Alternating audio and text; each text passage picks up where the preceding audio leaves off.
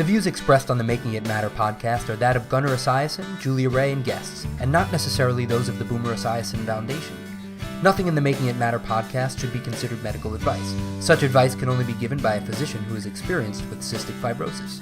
The Boomer Esiason Foundation, Gunnar Esiason, Julia Ray, and guests cannot be held responsible for any damage which may result from using the information on this podcast without the permission of your medical doctor.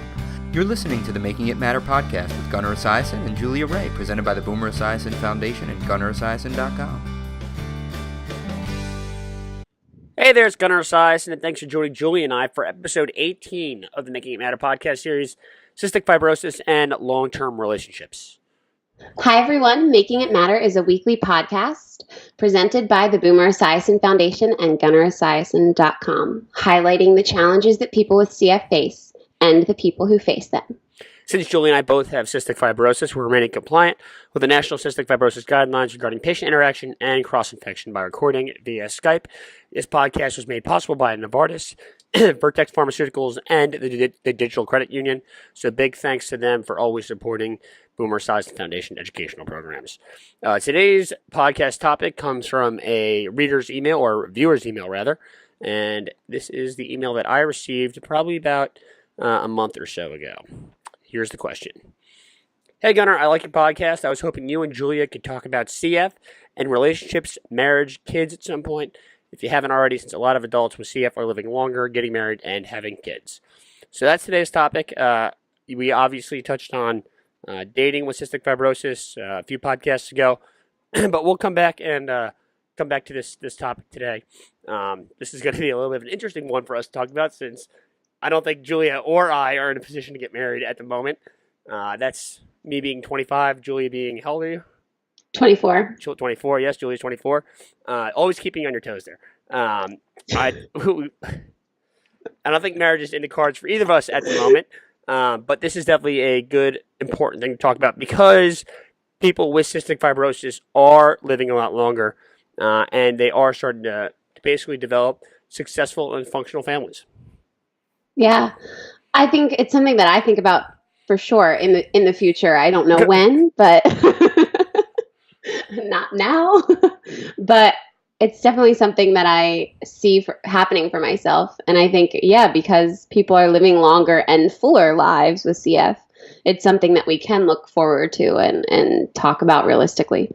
Well, I think more people than not definitely have the goal of starting a family at some point or another. I think isn't that the point of existence in human life and things like that? Yeah, is to basically make your procreate. Is to keep your genetic pool going forward. So I do think that it is a step in the right direction towards, I don't want to say normalcy, because what is normalcy, but it's a step towards a full successful life for people with cystic fibrosis. And I think that for a lot of people, because of the advances that we made in medications and technology and the care of the disease, it is becoming a reality for a lot of people. Yeah, for sure. I mean, I see a lot of, Facebook friends I've become friends with online that have beautiful families, and they're living with CF either as a mother or father, and they're doing it pretty darn well. So I think it's comforting for all of us younger patients to see that. It is, but it's important to recognize, I think, the major step forward that marriage requires. It's, number one, it's a major commitment. Obviously, it's a major financial commitment. Obviously, we're starting a family. You already have cystic fibrosis. You're taking care of your own medical expenses, whatever else that goes on in your life, and then you're adding a child to the mix. So it's something to be important. It's really important to recognize what you're getting yourself into. And who knows what getting yourself into what that actually entails. Right. I'm not sure anyone can even imagine what being a parent is like until you actually are, in fact, a parent. I think we can sit here and speculate all we want, but in the end of the day, it's definitely a decision that I think has to be made with due diligence. Everything in mind. Yeah. I think all the time, I have a dog and he relies solely on me. So that's just a fraction of the responsibility that another human being would be. But I think about time management all the time with him, because I'm like, oh, I can't do this until I walk my dog or feed my dog. And I think about that with CF and a child, and it is overwhelming even to think about. So I think it's important to have that in mind, and finding that balance for, all that entails. You know, I totally agree. And I also think that beyond the responsibility that obviously comes with the accountability and the planning that has to go into the whole developing of a family, I do think that in a lot of ways, people with cystic fibrosis, growing up, they grow up with a real sense of accountability and determination and resolve almost inherently, because at such a young age, people with CF are learning how to do things that are well beyond their years. So I do think people with CF mature faster as far as emotions go, and basically mental awareness of so many different things. At that point, really, it's about just taking the next step in life, I think. Yeah. Well, and we've already learned up to this point to integrate CF care into our daily lives. That, it's a different chapter, but now it's just another instance where we'll integrate it, Mm-hmm. And then, I also think as well, developing a family and building a family when there's someone with CF involved, that I do think that CF in a lot of ways will become a backbone of the new family as well. I look at being the person with CF and in a lot of ways the child, so to speak, of the family with CF. And in a lot of ways, my CF is really the backbone of a lot of things that go on in the Esiason household.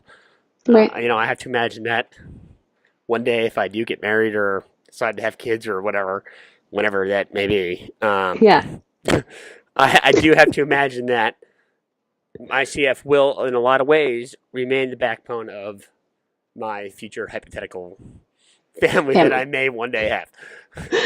Yeah, I think it certainly teaches everyone, patience, empathy, like all of the things that you would want to instill in a family. I think just by virtue of dealing with CF on the daily, on the daily grind.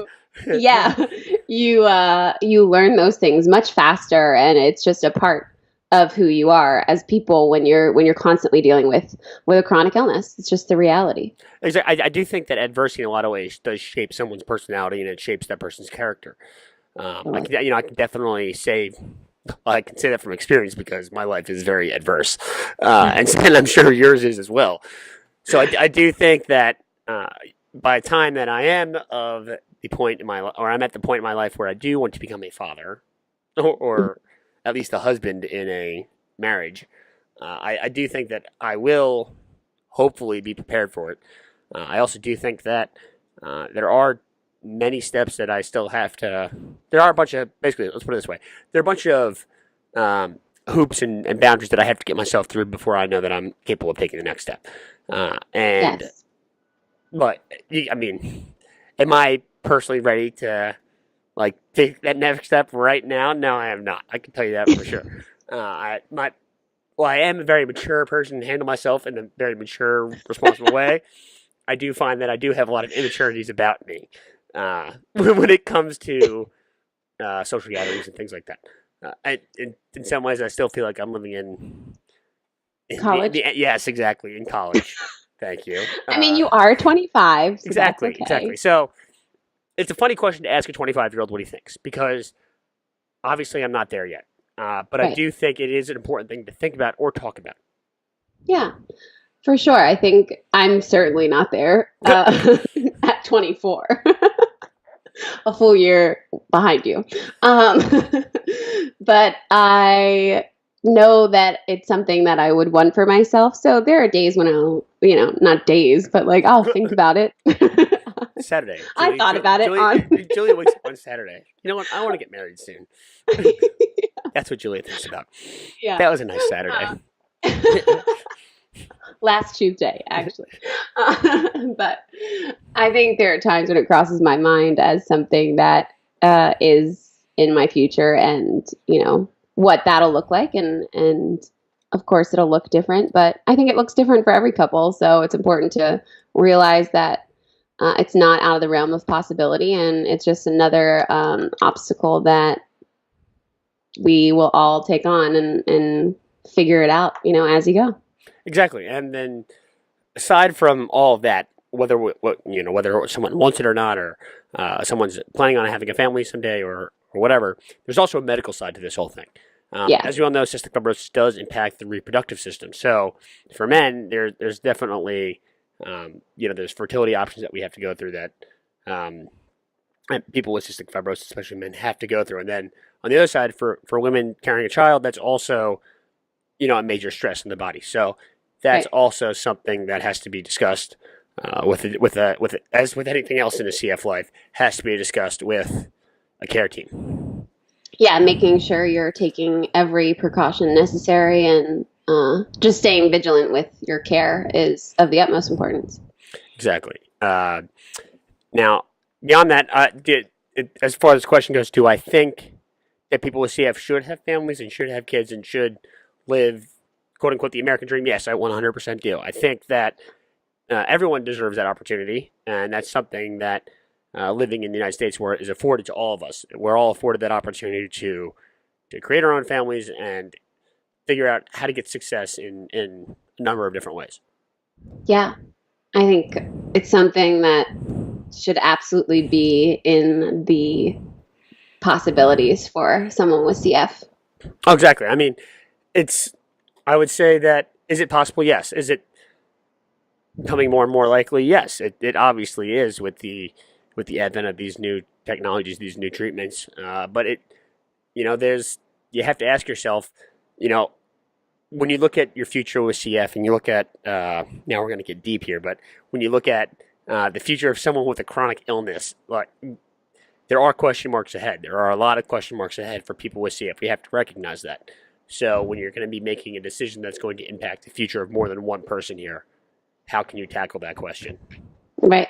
Yeah.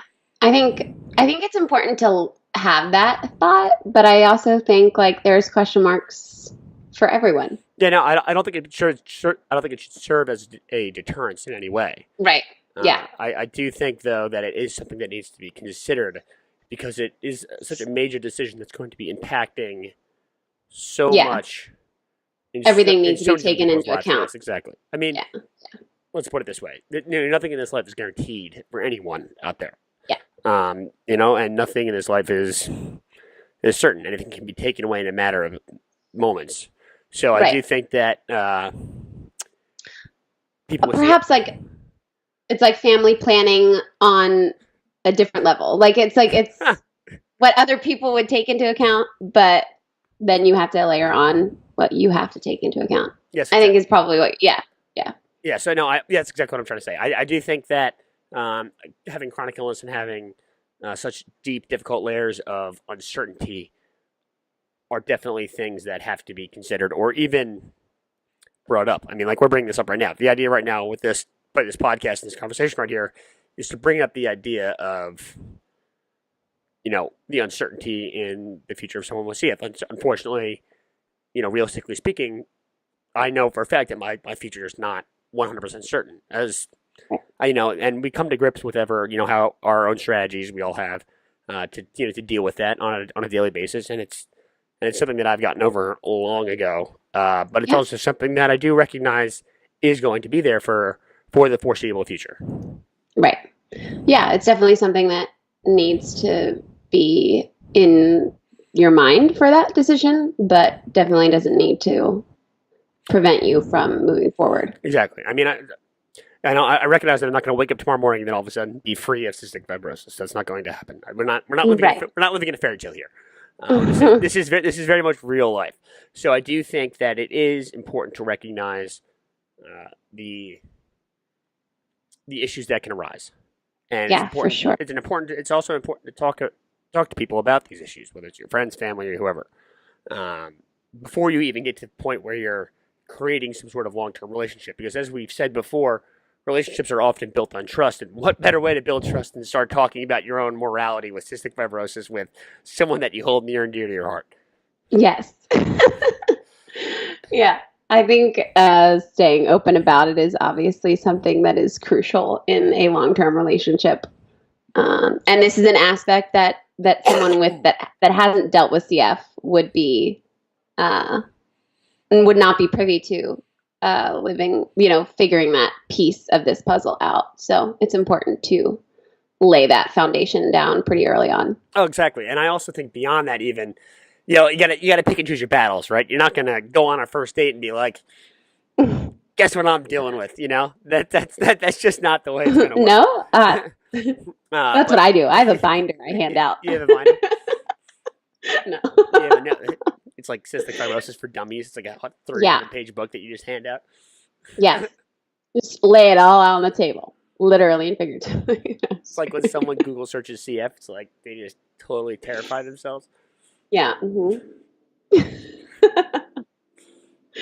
But yes, you should lay down the foundation early on, perhaps not very early on. Yeah, I mean, this goes back to what we talked about in our last podcast, the dating podcast. When do you tell somebody that you have CF? I'm a proponent of getting it out on the table early, whether that's first date or not. But I'm not the kind of person to get it, to lay it out there and be like, these are the real intricacies of the disease that you need to be aware of. Because you know what I'm saying? Like, there are some things that are better left unsaid and learned in the flesh. See, and they don't tell you all of their things, like no one's gonna lead with like no one leads with their dirty laundry. Let's put it that way. Yes, exactly. It's a better way of putting it than things. And so you don't need to either. Yes. Now, sort of circling back from the just meeting to phase to the now we're in a relationship and we've been dating for a few years now. And the significant other has seen, quite a few issues and is now privy to them. You have to make a decision, I think. Is this person, I don't want to say it. Is this person the right person for you? Exactly. Are there situations where this person can handle emergency situations? Are there situations where this person is capable of handling the mental anguish that goes along with the CF support system? Because obviously, it's a stressful thing for people to live with the disease. It's just as stressful in so many ways for the person to be a part of that of the patient's life. Mm-hmm. It's not. It's not like it's easy to have a brother or sister with CF, or have a son or daughter with CF, or a best friend with CF. Those are all difficult things for people to do, and the people who stick around and someone, for example, people who stick around in my life, they know the hell that I go through from time to time, and they're still there on the other end of the tunnel when I go through it. And those are really important parts of the support system. And I do think that for someone who's going to be in it for the long run, that person has to be willing and able and capable of dealing with those moments. Yeah, for sure. That you have to want them on your team. You're recruiting your new team. Oh my God. Okay, so now we're going to go back to the job interview analogy that I used in the previous podcast about dating. When you go through the job interview, it's like you want to find someone that's capable of helping you succeed and become a better company. Yeah. It's just the same way when you're dating somebody. You want to have someone by your side that makes you a better person, right? You want to have someone that gives you a lemon.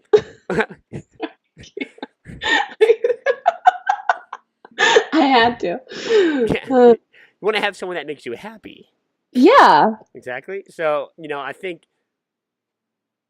happy and can be that like first responder, Oh yeah. I mean, I know my mom can be a first responder, but that's my mom. That's her inherent responsibility as a mother. Right. And my dad can, and my sister can, and some of my best friends can. It's all about finding the person that can also respond in such a way that makes you comfortable as the patient. But I mean, it's a two-way street, right? Like, you can't not everyone can worry about you as a CF patient. You also have to deal with everyone else's stuff too, right? Right. So yeah.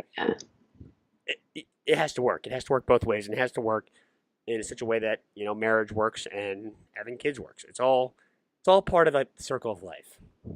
Yes. If you've watched The Lion King. Mm-hmm. Have you watched The Lion King, Julia? Quite a few times, okay, yeah. So you're familiar with the circle of life. Very much so. Good. This close to breaking out into song, no. Why do you indulge our listeners? No. No, you're not going to. Not to. Okay. Yeah. Julia will sing on one podcast before the end of the year. I can promise you this. Okay. We'll save it for the Christmas episode. You can sing Christmas, you can sing a yeah. carol. There you go. Okay, there we go. I will not sing. I sound like a dying animal. That's true. This is not a duet. This is not. This is not a duet. But anyways, okay. So let's wrap this up here. I do think to recap, I do think that getting married, having kids is all part of someone with CF's future, and it's becoming more and more possible, especially for our younger generation of parents of patients. The kids with CF who are on or can be already. Yeah, I mean, and the kids who are just growing up with CF at this point. I always, whenever I talk to their parents, I do say, I can tell you that your son or daughter is going to be living a full life at this point. Being diagnosed with CF at such a young age, while it is a difficult, tough, hard road, it is something that will be overcome in their lifetime. So I do think, and it will be overcome in our lifetime too. I do firmly believe that. But I do think that the kids with CF now are going to have more opportunity than you and I have ever, were ever able to have. Sure. And that's just it's not like I hold a grudge or something there, but that's just it's life. Exactly. That's the general pattern of life and the way technology and stuff like that advances, Yeah. So for sure. I am endorsing the thought of people with CF getting married, having kids, developing families. Do I find myself getting married the next year? No, I do not. You heard it here first. I do not think that's going to happen soon, for me at least. But it is on the horizon. Yes. And as Julia famously once said, she knows it's out there, but she can't quite see it just quite yet. Yeah. Yep. It's in the horizon, just not visible. Like England from the Atlantic Ocean. You're like Sarah Palin. You can see Russia from your house. Yeah. All right. On that note. That's all. On that note. Okay, so a little more serious here. Today's Making It Matter is Lauren Gould. She unfortunately just passed away from complications of CF at 32 about a week ago now. She obviously left a major impact on the people in her life. She was a North Rockland cheerleading coach, and she had over 2,000 people show up at her 2-day wake, and then over 1,000 people show up at her funeral. So she will be dearly missed. And I actually knew Lauren. She definitely left an impact on people that were in her life, and we will miss her. Yeah, you sent me a video that she made for CF awareness, and it was incredible. Clearly, she led a full life in spite of CF. So she 100% did. If we could all live like her, there would be greatness in the world for sure. So that's all the time we have for today. Thanks for listening to episode 18 of the Making It Matter podcast series. Remember, you can always follow along with our weekly podcast via my YouTube channel on GunnarEsiason.com or JuliaRay.com. And now you can subscribe to us on iTunes, so make sure you do that. Give us a good review. And if you want to see us podcast about something specific, you can always send us an email at gunnarsblog@esiason.org. Send us a message on Facebook, or send it Julia an email to at JuliaRay@JuliaRay.com. Or follow our Instagram page, which still is trying to get followers in the worst way. That Instagram page handle is what? At Making It Matter _CF. Yes, Julie does a fantastic job of running that. Unfortunately, it feels like she's screaming at an empty room because there's no one listening on the other end. So definitely give our Instagram page a follow. And that's all the info I have for you today. This is Gunnar Esiason for Julia Ray signing off. You're not going to say goodbye, are you? No. Goodbye, everyone.